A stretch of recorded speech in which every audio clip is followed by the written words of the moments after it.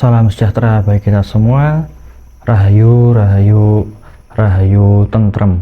Nah, pada video kali ini kita akan sharing, kita akan belajar bersama terkait dengan filosofi dan makna sesaji yang berupa wedang gangsal werna atau unjukan gangsal werni atau minuman 5 macam. Jadi ada 5 macam minuman. Yang pertama ada air putih, air bening, kemudian ada teh pahit, kemudian teh manis, kemudian kopi pahit, dan kopi manis. Seperti itu. Ada 5. Nah, 5 ini kita akan belajar bersama terkait mulai dari cara memilih atau menentukan bahan-bahan yang lebih utama dan juga cara membuatnya untuk membuat sebuah sesaji dalam bentuk minuman 5 macam ini yang agak berbeda dengan kalau kita membuat minuman biasa. Kemudian kita juga akan mewedar atau membabar menjelaskan dari masing-masing maknanya dan juga filosofi dari angka 5 pada wedang tersebut. Kenapa harus 5? Kemudian kenapa kok harus teh, kemudian kopi, dan juga air putih. Nah, sebelumnya saya spill sedikit bahwa 5 ini tidak merupakan pakem, tetapi adalah merupakan yang biasa digunakan. Karena 5 ini dia itu sesuai dengan selera mayoritas wedang suguhan tamu pada adat Jawa. Jadi kalau tidak disuguh dengan teh ya dengan kopi, kalau tamunya tidak berkenan biasanya minta air putih, air bening seperti itu. Nah, dan karena apa yang kita suguhkan itu merupakan sebuah suguhan yang mampu menyesuaikan selera dari siapa yang kita mau suguhkan. Misal kepada leluhur kita, kepada yang kita hormati, orang-orang tua kita. Nah, itu kan menyesuaikan seleranya. Oh, kalau tidak kerso atau tidak berkenan dengan teh, ya ini masih ada kopi. Kalau nggak mau keduanya, ya masih ada air putih. Jadi menyesuaikan selera. Oh, ternyata rasanya kalau tidak berkenan yang manis ya masih ada yang pahit. Kalau tidak ada yang tidak berkenan yang manis, ada yang sepet, teh sepet. Nah, seperti itu. Itu jadi fleksibelnya adalah menyesuaikan dengan selera siapa yang disuguhi. Maka dirangkum ke dalam 5 jenis, 5 macam wedang tersebut. Nah, supaya lebih jelas, kita hadapkan kamera langsung ke sesaji tersebut. Ya, kita balik kameranya. Nah, di sini sudah ada 5 gelas ya, 1, 2, 3, 4, 5. Kemudian ini di dalam sebuah nampan yang pas. Jadi nanti kalau membuat itu diusahakan di wadah, contohnya nampan atau piring ya, yang pas untuk 5 gelas. Jadi 4 itu ada di samping ya, 1, 2, 3, 4. Nah, di tengah-tengahnya di sini adalah yang untuk air putih. Ini adalah air putih, air bening. Nah, dari air bening ini bagaimana cara memilih air beningnya ini? Satu, ini adalah air yang sudah matang. Jadi jangan sekali-kali menyajikan dengan air yang masih mentah yang tidak layak dikonsumsi. Harus bagaimana yang layak dikonsumsi oleh kita. Seperti itu, tidak boleh dari keran atau dari bak, dari sumur secara langsung, tapi yang memang sudah layak dikonsumsi. Atau kalau misal mau yang mentah, ambil dari mata air yang bisa langsung diminum, tidak ada masalah. Bisa juga air mineral, aqua, le minerale, dan lain sebagainya. Kemudian di sini ada kopi. Nah, kopi bubuk. Kopi bubuk diusahakan kalau bisa adalah kopi murni, gilingan murni, yang tanpa merek, yang benar-benar beli di toko penggilingan atau pusat penggilingan seperti ini, bukan yang kapal api atau yang lain sebagainya. Diusahakan seperti itu. Tapi kalau nggak ada ya nggak apa-apa, seadanya saja. Nah, ini kopi asli, kopi murni, benar-benar dari bubuk, tidak ada campuran beras atau jagung dan lain sebagainya, dan bukan pabrikan, benar-benar menggiling sendiri. Nah, kita masukkan ke dalam gelas,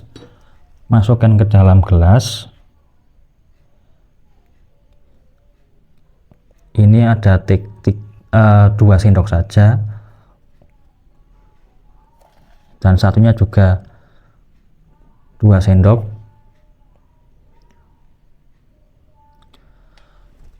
Kemudian ini ada gula pasir, jadi yang satu diberi gula pasir dan yang satunya tanpa gula pasir, seperti itu. Ini adalah kopi pahit, ini adalah kopi yang ada gulanya, yang lebih manis. Kemudian ini berarti kopi sudah 2, kemudian ini masih 02. Yang 02 ini adalah teh. Nah, dalam memilih bahan teh diusahakan yang, nah ini ada sampelnya seperti ini, masih bentuk daun kering seperti ini. Ini bukan pabrikan, ini bukan beli di yang bermerek, ini benar-benar masih daun dan tangkainya teh alami, daun yang dikeringkan dengan sinar matahari murni. Kalau tidak ada ya juga nggak apa-apa, tapi ini yang paling utama, yang paling bagus. Nah, kalau nggak ada yang daun udah remuk, yang pabrikan nggak apa-apa, atau yang teh celup juga nggak ada masalah. Tapi kalau bisa yang seperti ini, kita masukkan ke dalam gelas, satu jumput secukupnya. Nah,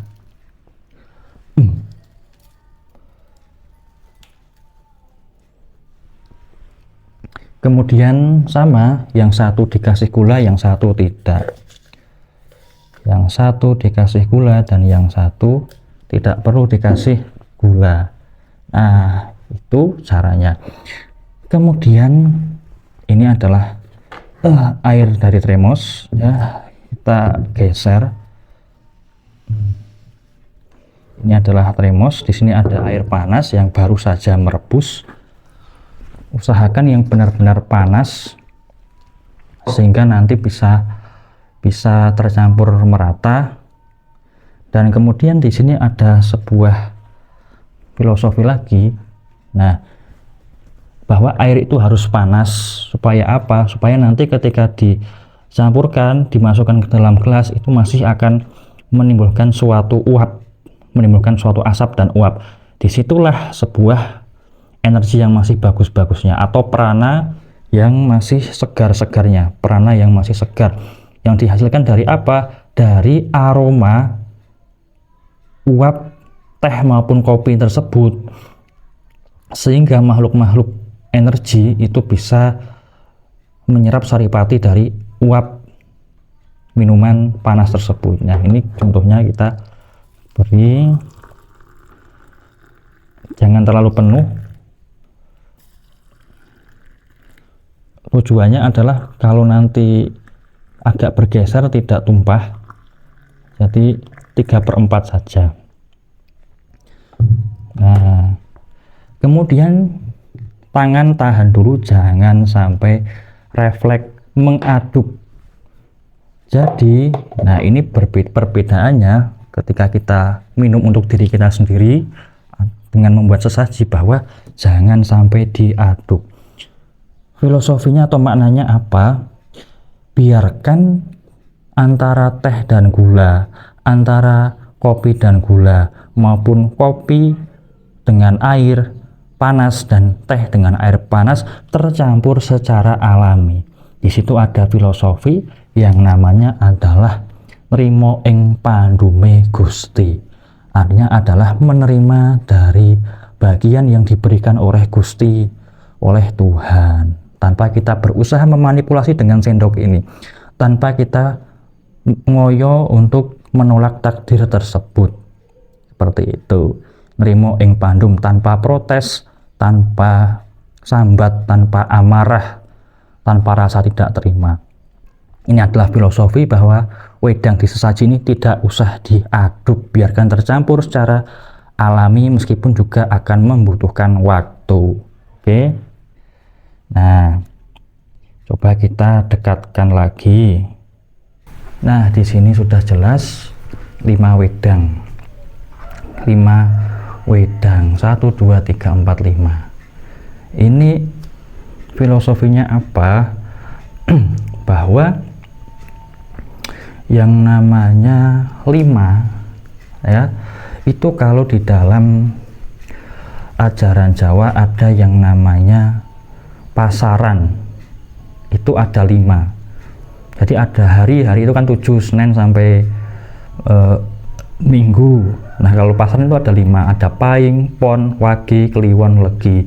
Semoga dengan sesungguhan ini setiap harinya, baik itu hari yang pasarannya Pahing, Pon, Wage, Kliwon, Legi, hidup saya selalu diberikan kecukupan, keberkahan, dan selalu tanpa kehausan.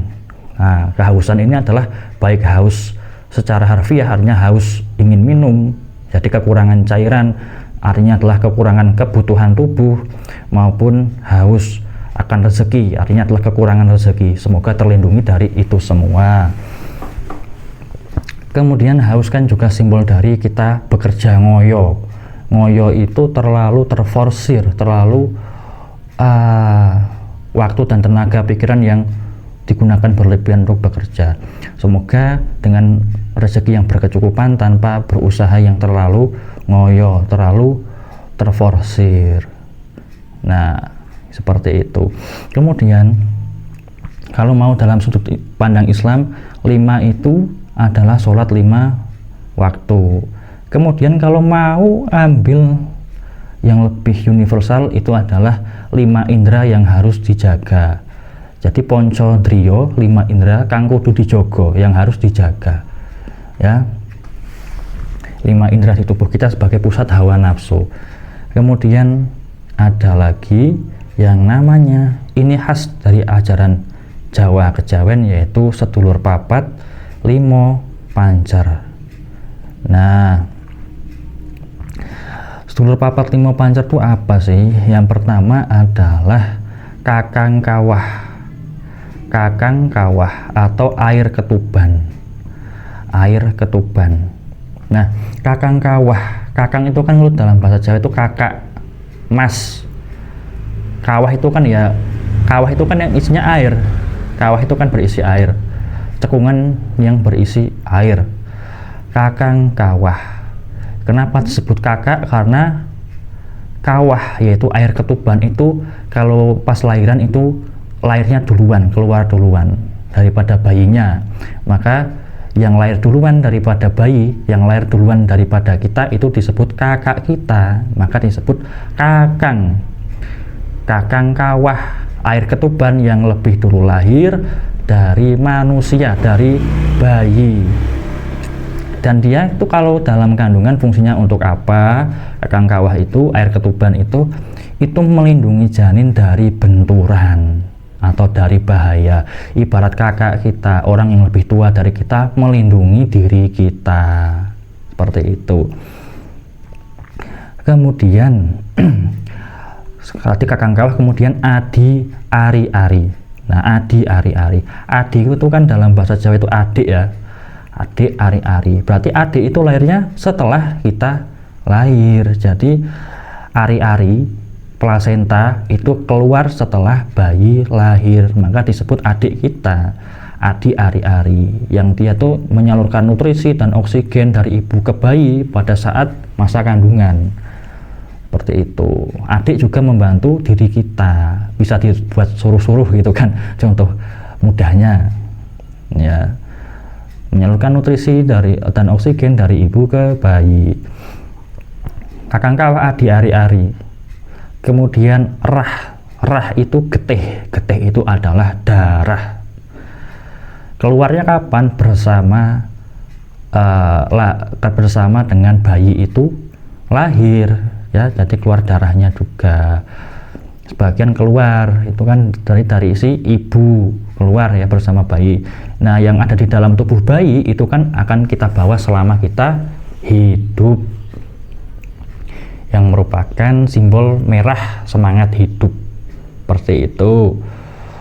Kemudian puser itu apa ya? Pusar jadi penghubung antara ibu dan bayi, yang nanti pusar itu juga bersama bayi, bersama manusia selama manusia hidup. Jadi sedulur empat itu sedulur kan saudara, sedulur itu saudara. Empat berarti kakang kawah, adi, ari, kemudian getih atau rah, dan puser. 4 berarti 1, 2, 3, 4. Kakang kawah, adi, ari, getih, puser. 4 itu yang mendampingi manusia masa kandungan sampai lahir. Nah, kemudian ada juga oh iya, itu kan 4 sedulur papat. Nah, 5 pancar. Yang kelima pancarnya apa? Pancarnya adalah diri manusia sendiri, yang mana diri manusia itu berhubungan dengan 4 sedulur tadi. Jadi si bayi itu kan berhubungan dengan kakang kawah, air ketuban, adi, ari atau plasenta, kemudian getih atau darah, dan pusar. 4 ini yang berhubungan dengan si bayi atau manusia membentuk dan kemudian andil di dalam tumbuh kembang si manusia. Nah, manusianya disimbolkan sebagai ini air bening yang di tengah-tengah ini. Pusar itu kan pusat juga, nanti akan dibawa manusia dari hidup sampai nanti meninggal dunia.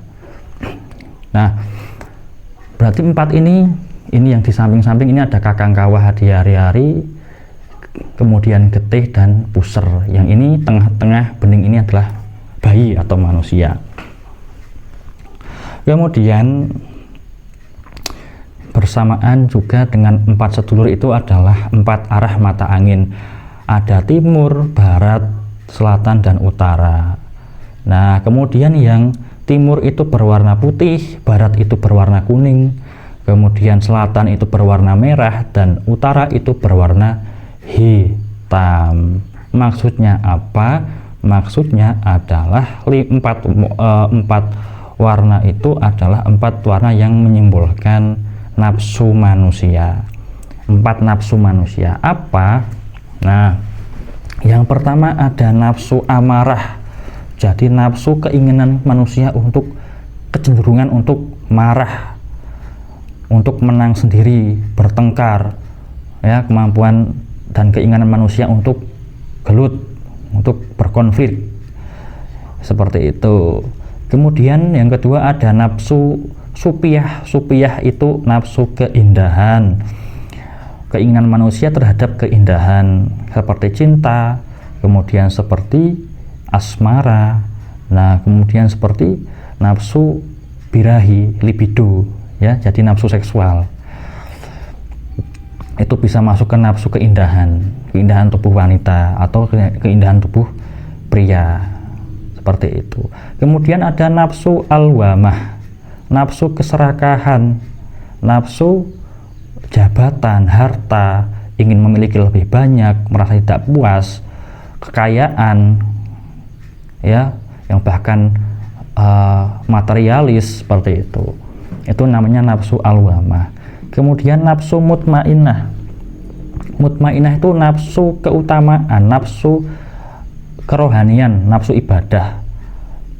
Nah, yang itu meskipun positif harus dikendalikan. Kenapa? Karena kalau tidak dikendalikan akan lupa dunia, padahal masih butuh dunia, gitu loh. Masih butuh bekerja, tapi dia hanya meditasi, hanya sembahyang, zikir saja. Akhirnya keluarganya terlunta-lunta, akhirnya dirinya kesehatannya tidak terawat, kebersihan dirinya nggak terawat.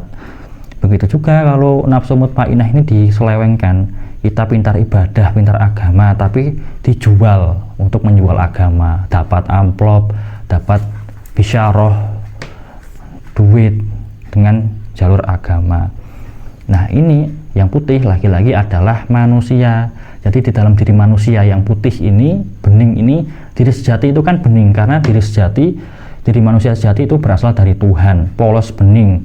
Tapi dalam kehidupan itu terdampingi, di dalam manusia ini ada 4 yang gelap ini, yang mana harus bisa dikendalikan. Nafsu amarah, nafsu supiyah, nafsu alwamah, nafsu mutmainah itu kan membentuk diri manusia, tapi mereka harus diseimbangkan dan harus dikendalikan seperti itu untuk mencapai kebeningan batin, air putih, air bening manusia. Kemudian 5 itu juga 5 unsur di alam. Apa? Ada tanah, air, udara, api, Jirolupat 4, kemudian ada akasa. Akasa itu ruang, ya. Maka kalau orang Jawen, orang Hindu, Buddha itu diobong atau dibakar matinya, supaya apa? Supaya sempurna, moksa, lebih mudah untuk menyatu kepada alam lagi. Unsur tanah kembali ke tanah. Diri manusia yang katanya tercipta dari tanah, biarlah kembali ke tanah. Jadi apa? Jadi debu, ya, ketika dibakar kan jadi debu. Nah, kemudian unsur air kembalilah ke air. Apa? Air di dalam tubuh manusia kan ada darah, ada cairan-cairan tubuh. Itu kalau dibakar kan udah hilang, lenyap, dan nanti kan juga abunya bisa dilarung ke air, ke laut. Nah, itu biar menyatu ke alam. Unsur udara. Unsur udara apa? Napas kita supaya kita meninggal itu kan napasnya berhenti. Jadi unsur udara itu berhenti, dan nanti pada pembakaran itu kan menggunakan dan membutuhkan unsur udara. Asap pembakarannya juga akan kembali ke udara, kembali ke alam. Kemudian api, unsur api dalam tubuh manusia. Api itu kan daya penggerak di dalam tubuh manusia. Nah, unsur api itu ya dibakar, kemudian jadi satu dengan unsur api di alam. Kemudian ada unsur akasa atau ruang, yang mana manusia hidup maupun mati tetap ada di sebuah ruang, diobong biar semua unsur itu jadi sempurna. Sedulur papat kelima pancer. Pancer itu tengah diri sendiri, diri pribadi. Banyu putih. Nah, kita akan bahas dari banyu putih, kemudian 4 wedang yang lainnya. Banyu putih, air putih ini adalah simbol beningnya hati. Dia sifatnya netral. Nah, untuk lebih lengkapnya untuk air putih ini ada di video terkait dengan filosofi dan makna Tirta Arum. Ada di channel ini pada playlist ngaji budaya dan kesadaran. Coba dicari nanti untuk lebih lengkapnya, biar tidak terlalu lama mengulang kembali. Kemudian kita lihat pada simbol kopi. Jadi yang namanya kopi, filosofinya apa? Kita lihat kalau kakek dan nenek kita yang biasa ngopi itu kan yang cowok ya, yang kakek itu adalah penghormatan kepada leluhur dari dari jalur laki-laki, dari kakek kita sampai leluhur laki-laki yang lainnya. Kemudian kalau yang ngeteh kan yang kalau Mbah Putri, Mbah Wedok, Mbah perempuan kan tidak ngopi, banyak ngeteh. Nah, ini juga untuk penghormatan kepada leluhur dari jalur perempuan. Ini energi maskulin, ini energi feminim. Kemudian apalagi? Oh iya, kalau kopi ini menyimbolkan rasa semangat, rasa kuat. Jadi kalau habis ngopi itu kan melek gitu kan. Nah, kalau yang ini, yang teh itu dia itu relaksasi, jadi rileks, ngobrol jadi enak gitu, relaksasi untuk istirahat. Nah, kemudian kita lihat dari kopi, unsur kopi. Kopi itu kan dari biji yang atos itu adalah keras, biji yang keras. Biji kopi itu kan keras. Kemudian dia diolah, disangan. Diolah kan terus disangan, di roasting ya, digiling. Kok digiling? Disangan dulu, di roasting dulu, baru digiling. Nah, jadi melalui berbagai macam proses. Kemudian habis digiling baru dia jadi bubuk lembut. Bubuk lembut biar apa? Biar bisa ajer, biar bisa menyatu dengan air, dia udah bisa lembut. Filosofi makna apa? Dari seseorang yang hatinya atos, hatinya keras, yang dia itu ahli berbuat buruk, ahli maksiat, hatinya keras, susah mendengar nasihat, dia diolah, disangan dan digiling, artinya berproses dengan berbagai macam olah spiritual, lelaku kebaikan, lelaku belajar keagamaan spiritual maupun keilmuan yang lain, sehingga apa? Sehingga dia akhirnya jadi orang yang lembut sebagaimana bubuk kopi yang sudah digiling. Bubuk kopi yang sudah digiling bisa jadi lembut, kemudian bisa ajar, menyatu dengan air bening, menyatu menjadi beningnya hati.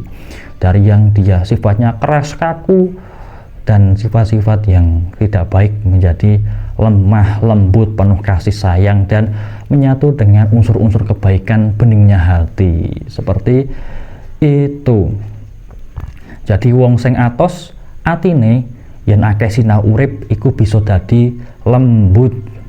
Orang yang keras hatinya, jika dia banyak belajar dari kehidupan, hatinya akan menjadi lembut, tidak kaku.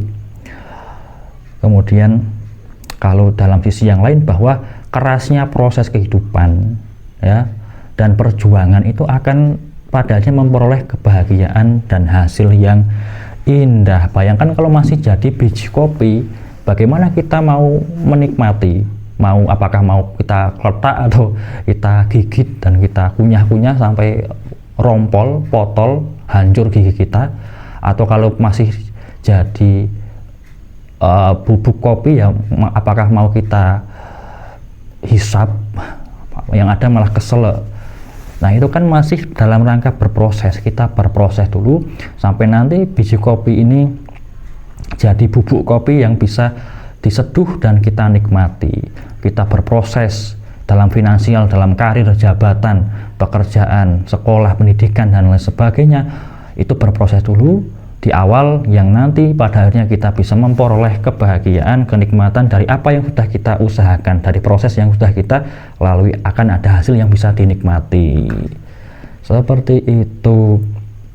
Nah, kalau teh, coba, kalau teh itu kan godong garing, artinya adalah daun yang kering, yang kalau kita melihat di perkebunan teh itu dia itu dipotong, kemudian atau dipetik, nanti tumbuh lagi, dipetik, nanti tumbuh lagi, petik, nanti tumbuh lagi, sebagaimana nanti itu pada rezeki kita diharapkan bahwa meskipun ada pengeluaran, ya pemasukan masuk terus, begitu terus, keluar masuk, keluar masuk, keluar masuk, langgeng, tidak hanya keluar terus, gitu, akan kerezekiannya langgeng. Seperti itu, simbol kelanggengan, juga simbol dari kesabaran, karena perlu yang namanya pengolahan. Dari memetik di perkebunan yang seluas itu, nanti harus disortir lagi, baru kemudian dikeringkan, baru kemudian dikemas dan sampai ke tangan kita, baru kita bisa nikmati, kita seduh. Simbol kesabaran dan juga simbol kemanfaatan. Kenapa? Meskipun teh itu tidak ada wohe atau tidak ada buahnya, ora ono wohe, senajan ora ono wohe, meskipun tidak ada buahnya, tetapi bisa diambil manfaatnya dari daunnya. Jadi meskipun kita tidak sama dengan orang lain yang punya kekayaan, punya privilege, punya kemudian jalur-jalur untuk naik pangkatnya, naik tingkatnya seperti yang lain, tapi kita masih punya skill, kita masih punya pekerjaan kita yang harus disyukuri, yang harus kita manfaatkan sebaik-baiknya dan bisa mencukupi hidup kita. Dan juga simbol bahwa tiap orang itu punya kemampuan, kapasitas yang berbeda-beda, ya, tidak harus sama kayak teh ini kan, tidak, meskipun tidak ada woh atau buah, tapi dia ada daun yang bisa dimanfaatkan. Skill, wah ternyata ada orang yang dia itu skillnya bengkel, ada orang yang ternyata skillnya itu ngelukis, ada orang yang ternyata skillnya itu menjahit. Nah, itu kan orang beda-beda yang harus dimanfaatkan dari kemampuan hidupnya itu. tidak sama, tetapi semuanya dengan porsinya masing-masing bisa dimanfaatkan untuk mencukupi kehidupannya sendiri-sendiri. Seperti itu simbol kemanfaatan. Dan simbol keakraban, kenapa?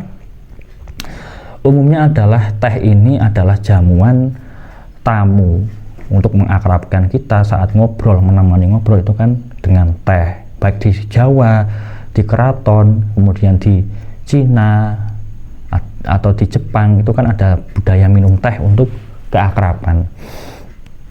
Nah, kemudian tadi kenapa kok ada yang pahit, ada yang manis atau legi? Selain itu menyesuaikan selera dari yang kita suguh, itu juga simbol apa? Jadi gini, legi atau manis itu adalah simbol bunga dan bejo. Bunga itu senang, bejo itu keberuntungan. Kalau yang pahit dan sepet ini ya, itu adalah simbol susah dan simbol ciloko. Dan ini semuanya harus keempatnya ada di dalam satu wadah. Artinya adalah di dalam kehidupan kita itu ada bunga, susah, bejo, ciloko, ada senang, ada susah, ada beruntung, ada celaka. Semua itu adalah warna-warni kehidupan. Urip kang maneka warna, yang mana urip kang maneka warna itu satu kalimat yang menggambarkan kekuatan orang Jawa. Apa? Satrio Jawa kuwi kudu siap bunga susah, bejo, ciloko kudu siap kabeh. Jadi semuanya ketika bunga maupun susah, ketika bejo maupun ciloko harus, yang namanya satria Jawa itu harus semuanya harus siap hadapi, jangan lari. Maka ini ada di dalam satu wadah, tidak perlu melarikan diri, hadapi saja. Dan ini manusia di sini tengah-tengah itu kan diapit itu bunga susah, bejo, ciloko, semuanya mengapit, semuanya sebagai warna kehidupan. Artinya seperti itu. Oke. Dan ketika kita menyuguhkan wedang ini harus dalam keadaan tadi masih berasap, masih panas, sehingga asapnya, aromanya keluar kan ketika kita menghadap. Itulah yang diserap saripatinya oleh leluhur, roh leluhur maupun oleh dewa-dewi maupun roh yang lainnya. Saripati, aroma maupun asapnya itu. Maka kalau bisa ya pas panas, tidak hanya hangat-hangat tok, tapi panas gitu pas menyuguhkannya. Nah, seperti itu kurang lebihnya filosofi dari wedang gangsal werna, wedang limang werni, atau wedang 5 macam. Seperti itu. Oke, kurang lebihnya mohon maaf, dan monggo kalau ada yang mau menambahkan lagi silahkan tulis di kolom komentar. Saya juga mau belajar dari teman-teman ya. Saya masih fakir ilmu dan masih perlu banyak belajar. Sekian, salam sejahtera bagi kita semua. Rahayu, rahayu, rahayu, tentrem, mulya.